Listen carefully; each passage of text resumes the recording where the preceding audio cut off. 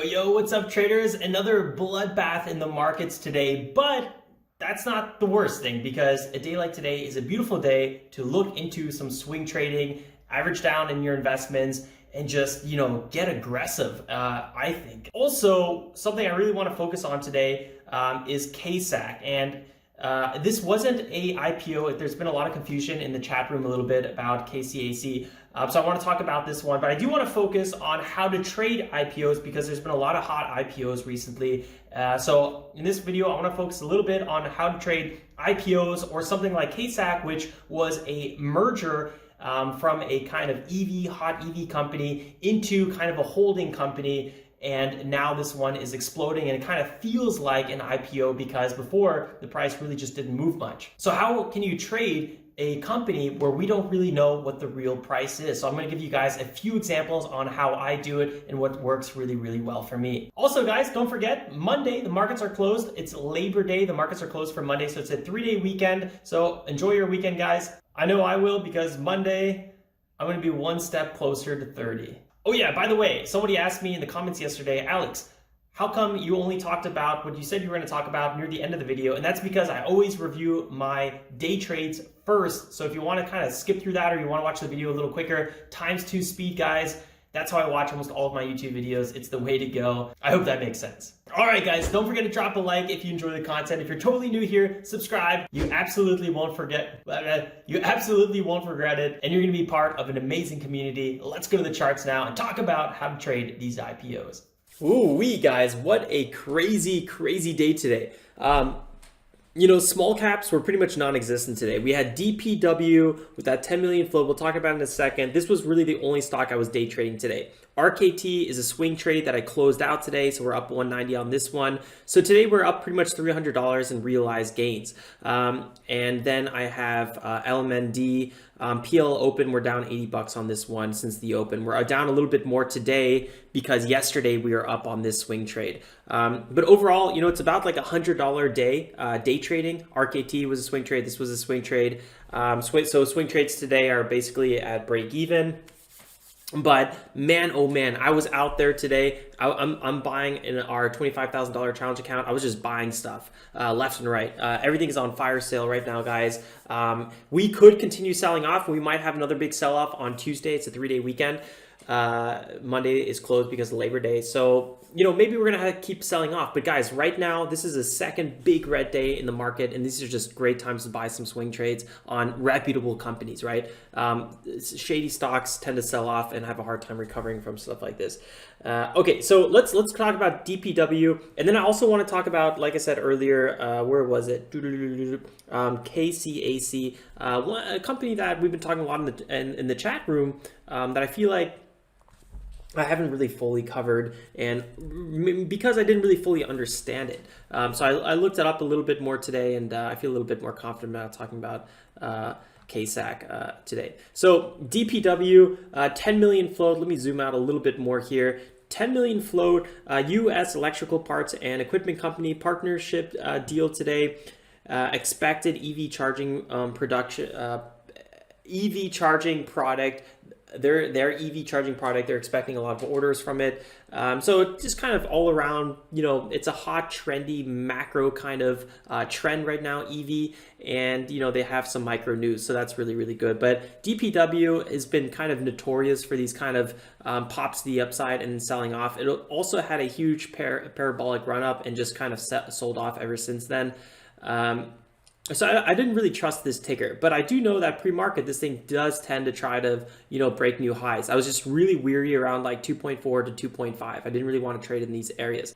I missed a lot of moves on DPW pre-market. I tried to do this nice pullback trade, which would have been perfect, but I only got a partial entry here at 2.1. So sometimes I just get annoyed at partial entries and I end up just closing them right away. So we were up 2 cents on this one. I just closed it. I was like, such a nuisance. But what I should have done was actually put a limit order to buy right around 213, and where I sold, I should have bought some more because this ended up running 10%. So I should have been not so negative there. We had a nice little pullback here, had a nice little dip trade here, but it was very, very small size. Had another little dip trade here, again, small size. Again, kind of small, quick trade here, and then I I didn't have a lot of conviction behind DPW, and you could really see it in my my trades. I just didn't hold any of them very, very long. I just didn't really trust this ticker. And then here's a big reason why. We opened up here, and this thing just sells off like no tomorrow. I actually ended up having a good time trading the dips here a little bit, about $4,000 on this trade. Position size, and I got about 4 cents a share on that one. So that was a pretty nice one. Second little dip here near big support. Then again, bought this one. Bought a little dip down here. The problem I had with this one, this is kind of annoying. I tried to get out here at $2, but I only got a partial fill, and then ended up pulling back here about 3%. And so now I'm like, I'm half in and half out of this trade. So I ended up buying a little bit more down here, and then I actually ended up closing half the position here. And then this is all the same trade. I bought a little bit again here, and then I kind of sold it here back at 1.9. So I think I gave back like a total of like, I don't know, maybe $100 on this trade. So we could have been up a little bit more today. I just felt so, I don't know, this last one I really butchered. I wish I got a full execution here. I mean, obviously in hindsight always, but this would have been a nice one. And then I would have gone here, another little base hit. Like I was not trying to look for, 4, 5, 6% moves today, especially on DPW. I was trying to be very quick on it. And if I just maintain that quickness on DPW, we could have walked away probably with $200-300 profit based on our average position size of like, I don't know, probably $2,500-3,000 today, which is not a blowaway day. It's not a really good day, but there was not a lot of opportunities today at all in the small cap space. And that's when I started focusing on the mid and large caps because that was on fire. So a big lesson here is like take those base hits on a ticker that's selling off. Here I probably got a little bit too greedy. I think I had some of my order at 2.01. I should have just really slammed the bids at like 199. But I just wanted that little bit extra cent, and that really cost me on DPW. But still walking away green on it.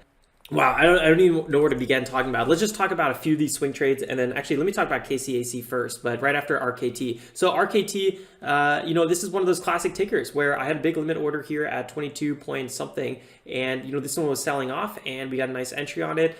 Everything was just selling off so much, and I could have even bought more of this one, but we were about 3,000 size on it. And at one point, we were up here at like 8%, and I was like, you know what, I'm just going to take my profits on this one. Like this is a pretty sweet move. I can't really complain on this one. Right around here was my entry at 22.8. So I could have probably got just like bigger size on it. That would have been kind of cool. But yeah, I don't know, 3,000 share size. I was looking originally to swing trade this one, right? So my original goal was this was going to be my first size. If we broke under 22, I would have started accumulating a little bit more in this space, and then I would have looked for a retrace back to 25. And since, selling around 25 was kind of my all-time goal, the fact that we already had a big spike up here at 24, I was kind of like, this, even though this is a swing trade, like this is just about a perfect day trade. So let me just take my profits because I do think we're going to pull back below 22 anyway, and then I'll just buy again. So this ended up kind of being a day trade, even though it originally was a swing trade. Yeah, I mean, if I held it, I would now be up another 5%. So maybe, it's tough with day trading and swing trading. And that is why I always put my swing trades, not always, but I mean, clearly not this time. But usually I would put my swing trades in my $25,000 challenge account, right? That way I can focus on day trading this account and swing trading my 25K account. That's a little bit cleaner. However, my 25K account is fully allocated right now because great opportunities are all around us. So today I was like, okay, well, in my swing trade account, I'm actually gonna buy some day trades because, we have around 30K in this account and it's just kind of sitting there, right? I don't use it. I day trade it, but we're only doing like 3K per trade. And since it's a margin account, we get that cash right back. So technically I have like $30,000 sitting there wasting away in a way. So why not go a little bit more on the swing trades on these great swing trade opportunities? And that's why I'm allocating a little bit more into my unlimited margin account right now. So I have another order on RKT. If we dip here into the 20s, I literally have like orders on everything. Everything is just like a big buy right now. KCAC, this is just one of these tickers that I want to review here. There's been a lot of talk on this one. A lot of people are kind of confused. Is this an IPO? No, it's not an IPO. Let me quickly go through some of the stats I pulled up. This was basically stats from yesterday's close. So KCAC is 500 million market cap, probably around 600 million market cap at this moment. 30 million shares outstanding, roughly. I think it's closer to 29. It's a U.S. shell company. So this company, just did a little bit of everything, right? It was more of just a kind of a holding company, right? It didn't really do too much. However, now there's another company that comes along called Quantumscape, right? And instead of going through the whole IPO roadshow and doing all the, raising capital, and this takes, 6 months, a year sometimes, it's a long process. What they did, they became a public company by having a merger with KCAC, and that's Kensington Capital Acquisition Corp, right?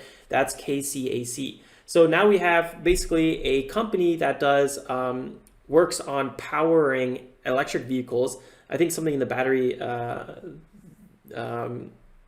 product line, and I don't know. To me, Quantumscape, I still need to research a lot more about this company, but basically they work on creating, I think, the powering systems behind EVs, electric vehicles. At least that's what I've read here, and not making EVs, right? So it's a little bit different, but just as important in a way, because right, that's basically the heart of electric vehicle is the powering system. So now this company became a public company through KCAC, right?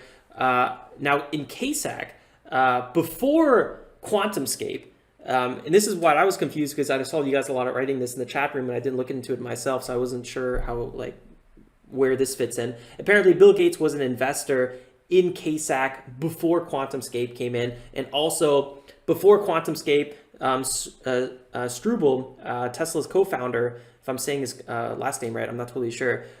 He was on the board. He is on the board of directors of KCAC, right? So you have kind of big names in this KCAC company, this holding shell company that now is working with Quantumscape, or they're one, right?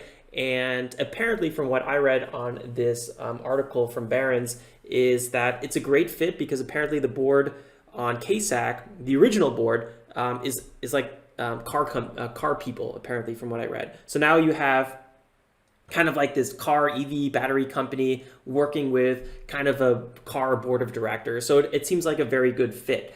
The reason I haven't been trading KCAC is just because I haven't fully wrapped my mind around it so much. You guys always know that I don't like day trading stuff that I don't fully understand. I know that I'm day trading small caps and all, who knows what these small caps are really doing. Oftentimes I don't even know what these small caps are like what their fundamentals or anything really looks like, and I don't really care, right? That's not my trading strategy. But I will know usually the float. I'll know the trading history. I'll know the technicals, how they move, because we're focused on technicals. And I didn't have that with KCAC. So I was just like, you know what, I don't feel comfortable trading this one. I don't really know what's going on here. I found like all the news on it was like very buried, and I had to do a lot of digging. So there was no like clear catalyst, so to say. So all these kind of like not understanding the catalyst, not understanding what's going on with this company, not being able to look at the history of the price, just kind of made me not really want to trade this one. And that's why I hope you guys understand I was not trading KCAC. Apparently it was a great trade, and I know a lot of you guys were absolutely slaying this multi-day runner. So big congratulations, guys. But for me, it just, I don't know, I couldn't really see that opportunity in it, or I couldn't really increase my conviction. And you guys know when I don't have conviction behind a trade like DPW, I have a hard time, having the follow through or holding my position very long. And I probably would have ended up, fumbling around a little bit and, having a loss for no reason. Like, I don't know, like trying to buy a VWAP bounce or 9-minute EMA pullback, and then all of a sudden getting flushed down here and just being like really annoyed at myself for trading something that I didn't totally understand. So it's kind of that simple. I hope it makes sense. Would I trade KCAC? For sure, definitely. And I might even trade it now that we know that, 16 here, we have some key support zones at 16, 15. We have kind of this high area. We have a bit of a base here. We have another kind of low. Right, we just have these key body areas already that are definitely worth looking into. So now if you go to the 4-hour chart, this kind of becomes a little bit more easy to read in a way, because now we have some price levels. Clearly we have big support here on the 4-hour. The 9 EMA is kind of coming in here, so we know around $20 is big support. We also have a bit of a flush here midday towards this kind of $20 area, and we know that $16 is big support, so maybe buying back into the $16 zone could be a great little swing trade or a dip buy on a day trade. So like now I would probably feel a little bit more comfortable day trading because I can kind of get a little bit of feel for the price action, right? I know what my risk tolerance is, my risk reward, yada yada. And that was really similar similar with XPEV, right? XPEV. This was the Chinese car company that recently IPO'd. And again, this one, fell off a cliff here today. Everything is falling off a cliff today. Just absolutely, buy Terry. I actually have a limit order here for this one at 17.5. I got limit orders on everything. I hope Thursday is going to be another day of crashing, honestly. So this XPEV was a very similar situation. Recent IPO, I'm not a big fan of trading IPOs. I don't know what their price targets are, right? But this one, same sister here. So after the first day of trading, I was like, okay, well, I kind of understand where some key zones are. So I IPO'd. The final price was like at roughly like 22.50, right? We ran up here to 25, pulled back below it by the end of the day. But around like 22.5 and like $23, there's like kind of like the key zone, right? Like the heart of the trending so far, the trading. So pre-market, I was like, no, I don't want to trade this. But, XPEV right around here, 22.5. Yeah, I'm going to trade that one. So if we just kind of zoom in here a little bit more, we had a dip down here. I had my first size. I knew that a dip under 22.5 would probably be a little bit overextended. So I, did another fill here, and then I ended up, taking profits on this bounce or this 9 EMA retest, and then I bought the pullback here, and then I, sold here. So that was like two really clean moves that I was able to kind of scrummage out of XPEV because I kind of gave it a little bit more time. And that's exactly how I feel with KCAC. So KCAC. So, again, I could have traded this one very well because now if I did the analysis on this one, I would have understood, okay, well, I know $20 is big time support. So I would have probably started buying on 20. I'm okay with risking about 5%. 4% is usually when I start thinking about if I'm not averaging down at this point anymore, then I should be selling because I don't have conviction behind this trade anymore. So I could have definitely, brought my average from like, let's say $20 to like maybe 1970 and, then only be down around 3% at one point. And then I probably would have sold on the retest here. So maybe made like 5%. I don't know. Went up like a total of 10%, but that's how I would have traded KCAC. So God, today was just so many opportunities everywhere. The hardest part about today was like just picking something and sticking with it. So I was just filling swing trade orders left and right. That was really fun. So on the unlimited account, I don't have that many limit orders or open positions, but LMND, here's another one that I'll just talk about really quickly and then we'll wrap it up. We entered this one. I have one more full size. I would like to go in at 44.4. So if we go down here again, I would love to jump in on this one. This one's up 7%. Honestly, just literally, there was like, I remember, what time was this? Like, yes, 10:40. So yeah, 10:40, I don't know. I felt like it was even earlier at like 10:30 or so, 10:20. There was like a peak of like chaos on the stream where it's like everything is just selling off. It's a bloodbath. And like I was just like trying to buy stuff left and right. And it would have been so nice to go, take even like a 10K position size and just buy anything selling off over 15%, any large cap selling off that much because you pretty much were guaranteed a bounce. Like you're never guaranteed anything with stock trading. And just because something's selling off doesn't mean it's going to bounce, right? That's rule number one. But with these large caps, these fundamentally good companies that are dumping on zero news, just because the overall market's dumping, there's a good chance that those companies will bounce, right? I mean, if a company's falling off a cliff because they have bad earnings or their CEO has fraud or God knows what, okay, that maybe shouldn't buy the dip on those. But like a fundamentally good company that is selling off for no reason on not even that much volume, I mean, to me, it's just massive buy indicators. One more company, one more ticker I want to talk about. I forgot the ticker name. God, there's just too much. CLSK. So CLSK, I was talking about yesterday, and I feel like such a hypocrite because yesterday I was like, if we go below $8, I'm going to buy CLSK. Guess what happens? My limit order was at 70.80 yesterday, and this morning I was like, ooh, it's a red day, so I removed my limit order. And guess what I forgot to do? I forgot to move it to $7, which was huge support. So now I have a limit order at $7 in this account, in my 25K challenge account. So if we come back down on CLSK, I'm going to be buying this one. I got limit orders all over the place right now. So I hope that maybe in the evening today, we're actually going to have another dump. Maybe extended hours, we're going to have another dump. Maybe Tuesday, we're going to have another dump. I don't know. I don't really care. If it happens, great. I'm going to buy. If it doesn't happen, I missed my buying opportunity. So that's my current situation. Guys, pick your companies that you love and you understand and that you trust and that aren't going to disappear tomorrow. And when there's a big red day today, consider maybe averaging down into your long-term positions. Right now, it's a great time to, think about maybe expanding your investment portfolios.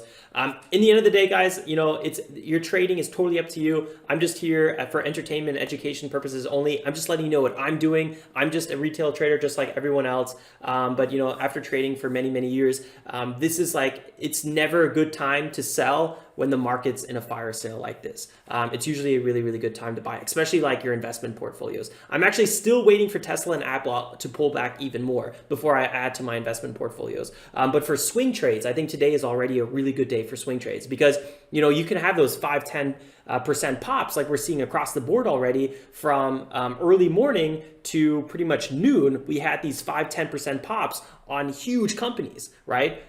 Even Apple, you know, went from 110 to like, what was it? Like 115, right? So you could just boom, just like that, you know, nice little 4% pop on a huge company. So great swing trading, great day trading opportunities there today. So very exciting stuff, guys. I can't wait to see what happens on Tuesday. Don't forget to drop a like if you enjoy the content. I'm going to enjoy this 3-day weekend here. Monday is Labor Day, so markets are closed. Monday is also somebody's birthday, so it's going to be, yeah, I don't know if you'll be hearing from me, but maybe you will. Let's wrap it up there. Don't forget to drop a like, subscribe if you're new. Love to see you again. Peace. Till next time. Ciao, ciao.